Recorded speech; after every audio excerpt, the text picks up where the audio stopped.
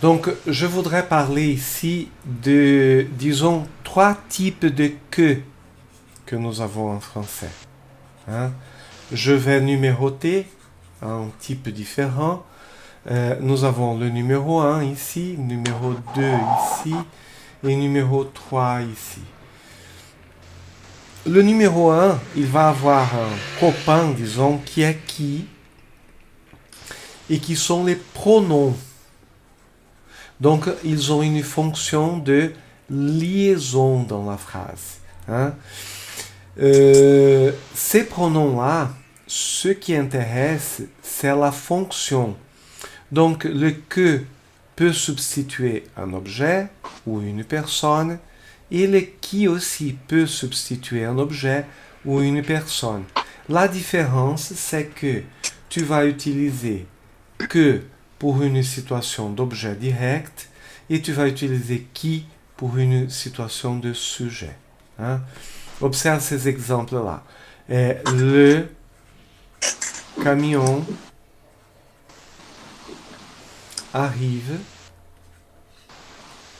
Le camion, je prends. Hein? Peu importe si j'ai vu le camion arrive. Hein? Si tu as un reste de phrase ici avant. Ce qui nous intéresse, c'est que dans cette première phrase, camion est le sujet du verbe arriver. Et comme tu as cette fonction de sujet, tu vas mettre un qui. Et le qui ne fait jamais d'apostrophe. Dans la deuxième phrase, le camion est objet direct du verbe prendre et pour cette raison, tu vas mettre un que. Tu peux observer aussi que si je dis c'est Paul, et Paul est une personne, hein, arrive, et c'est Paul, j'aime.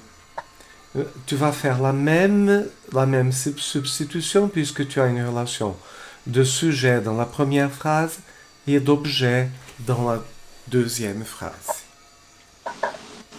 Le que numéro 2, João, il est une espèce, un équivalent de 2 points. Et il est une conjonction. La conjonction ne va pas changer le sens de la phrase. Par exemple, je pense que la vie est belle.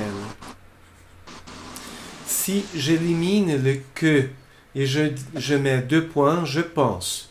2 points. La vie est belle, il n'y a pas de perte de sens. Hein? C'est une espèce de colle qui colle les phrases mais ne substitue rien. Ok?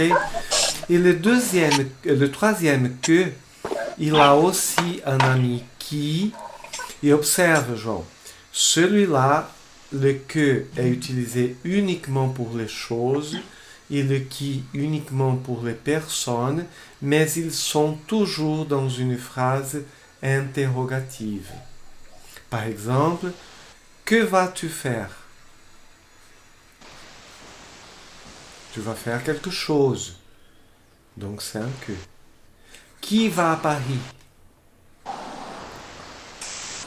C'est une personne. Donc les gens parfois confondent et pour la famille numéro 1, la famille, disons, qui est la famille des pronoms relatifs, et commence à dire que est juste pour les choses et qui est pour les personnes. Ça c'est vrai, mais pour les adverbes, ici, ce sont les pronoms interrogatifs. Pronoms interrogatifs. Comme pronom interrogatif, oui, que est pour les choses et qui est pour les personnes, uniquement. Pour les pronoms relatifs, la situation est différente. Quelques questions là?